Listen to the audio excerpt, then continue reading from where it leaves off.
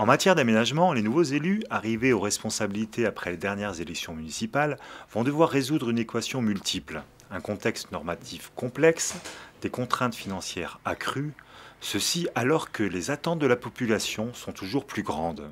Je dirais qu'il y a une constante, en tout cas très forte, c'est que beaucoup d'élus se sont laissés déposséder de leur pouvoir en matière d'aménagement. Pour moi, qui suis un passionné de l'urbanisme et de l'aménagement, l'élu doit jouer le rôle moteur. Ça n'est pas ni un architecte, ni un AMO, que je suis, ni un paysagiste, de faire le projet en lieu et place des élus.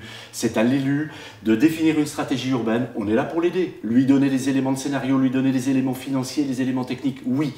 Mais le projet doit être bâti autour d'une volonté communale forte. Et ça, pour moi, c'est le cœur du sujet. Tout le reste est annexe. Dans ce contexte, comment se situe l'assistance à maîtrise d'ouvrage? Aider les élus aujourd'hui, c'est vrai que c'est un véritable défi pour nous, c'est une véritable passion. Puis je dirais, dans un premier temps, que ce défi, il consiste pour nous surtout à concilier deux pôles qui peuvent a priori paraître contradictoires. Concilier d'un côté le réalisme financier nécessaire, surtout dans cette période de crise, avec l'ambition architecturale, paysagère, durable qui doit animer les élus. Et le rôle de l'AMO, c'est de tenir les deux pôles et de mettre sous tension ces deux pôles importants pour conduire une politique d'aménagement urbain. Avant d'élaborer leur stratégie communale, les élus doivent impérativement se poser toute une série de questions. Pourquoi doit-on urbaniser? Pour qui? C'est la question des cibles. Combien doit-on construire et dans quel délai? C'est l'adaptation aussi aux équipements communaux de la commune. C'est la question du comment. Est-ce que je construis en collectif? Est-ce que je construis en maison individuelle groupée? Est-ce que je construis en individuel pur ou autre? Autre série de questions importantes. Puis, une dernière question qui semble aller de soi, c'est celle du où. Et derrière la question du où, c'est le choix du terrain. Très souvent, le choix du terrain est prédéterminé par le PLU ou par d'autres éléments de contraintes supracommunaux. Malheureusement, le terrain, très souvent, il est miné par des problèmes d'archéologie, par des problèmes environnementaux et autres, et très souvent, on se retrouve à travailler pendant 5 ans sur un terrain, sans s'être posé véritablement la question de la réceptivité de ce terrain à l'urbanisation envisagée. Donc 5 premières séries de questions qui vont permettre, je dirais, d'asseoir la stratégie communale. On n'est pas élu, on n'est pas aménageur, on n'est pas architecte, pas paysagiste.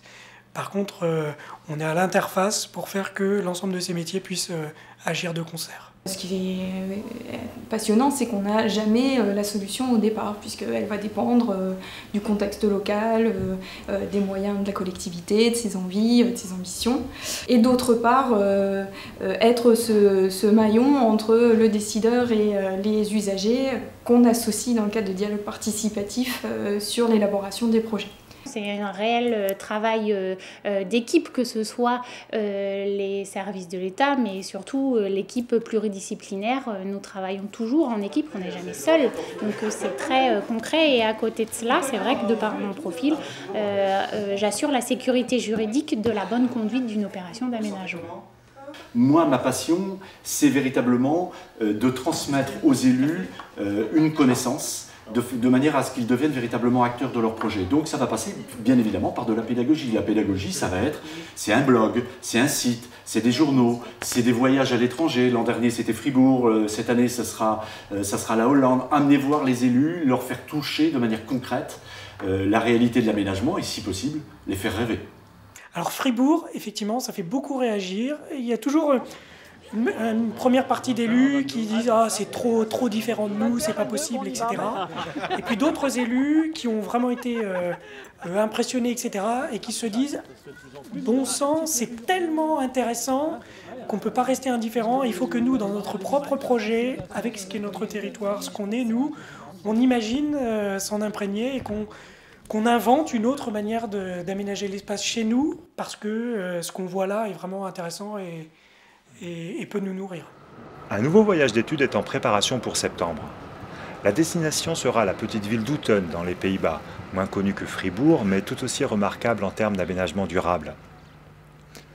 D'ici là, pour aider les nouveaux élus à y voir plus clair, Siam a mis au point une formation entièrement dédiée. Nourrie des enseignements de 70 projets que l'agence a conduits pour les collectivités lors du dernier mandat, cette formation permettra aux équipes municipales d'acquérir un savoir préalable au lancement d'un projet urbain. terminé, on a